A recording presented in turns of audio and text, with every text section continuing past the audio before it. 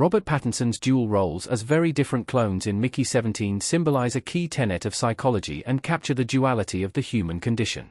Mickey 17 takes place in a dystopian future where a failed politician is launching a mission to colonize a distant planet. Pattinson plays Mickey Barnes, a man with plenty of debt and no other options, who reluctantly offers his services as an expendable. His only job is to die, get reprinted, and die again. When Mickey 18 is printed before Mickey 17 is confirmed dead, the two Mickeys have to find a way to coexist. Mickey 17 and Mickey 18 are a classic odd couple pairing. Mickey 17 is awkward, passive, and unable to stand up for himself, while Mickey 18 is confident, outgoing, and gleefully unafraid. At first, this just seems like a typical mismatched comic duo, giving Pattinson the opportunity to play off himself and create a hilarious on-screen dynamic. But as the movie goes on, it becomes clear that it goes much deeper than that. The two Mickeys are a sly study in human psychology, each representing a different side of the same personality. Mickey 17 and Mickey 18 represent the ego and the ID. Mickey 17 is the sensible realist, while Mickey 18 is the impulsive aggressor. There's been a lot of discussion about how Mickey 17 and Mickey 18 are very different characters. This is one of the film adaptation's biggest changes from the book it's based on, Mickey 7. In the Edward Ashton novel, the two Mickeys have more or less the same personality, but in the movie, Mickey 17 is timid and meek, while Mickey 18 is a rageful alpha male. It could be considered a plot inconsistency that two exact replicas of the same person are essentially polar opposites, but they're two sides of the same coin. Mickey 17 and Mickey 18 each represent a different part of the human mind. Mickey 18 represents the ID, the impulsive part of the brain, while Mickey 17 represents the ego, the rational part of the brain that controls the ID.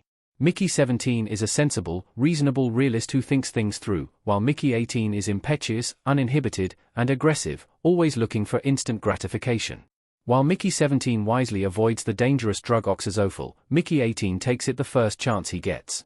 While Mickey 17 is apprehensive about having a threesome with himself, Mickey 18 jumps at the opportunity. When Mickey 17 is poisoned and almost killed by the Trump-like villain Kenneth Marshall, he does nothing about it, because he can see that no good can come of standing up to his almighty leader.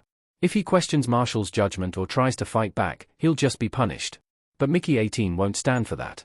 As soon as he hears about it, he grabs Nash's gun and marches down to Marshall's talk show taping to assassinate him.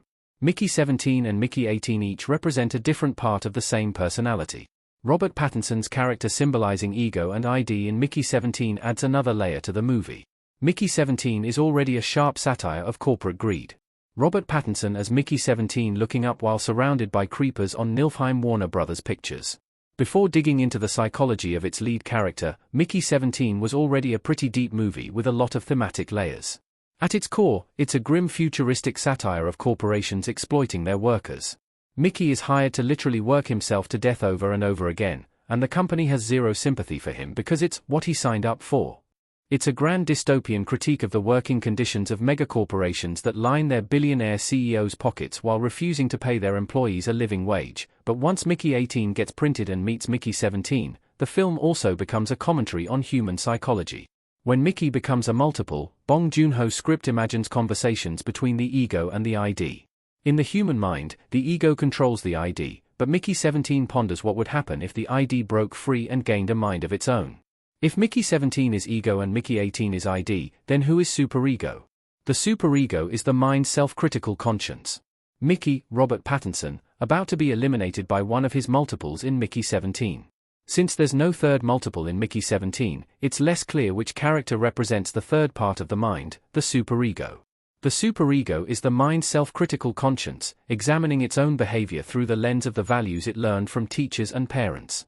In a sense, Mickey 17 and Mickey 18 both represent the superego, since they both criticize each other for their actions and choices. Nasha could be seen as the superego, since she's a good person with Mickey's best interests at heart who cares for the two clones equally.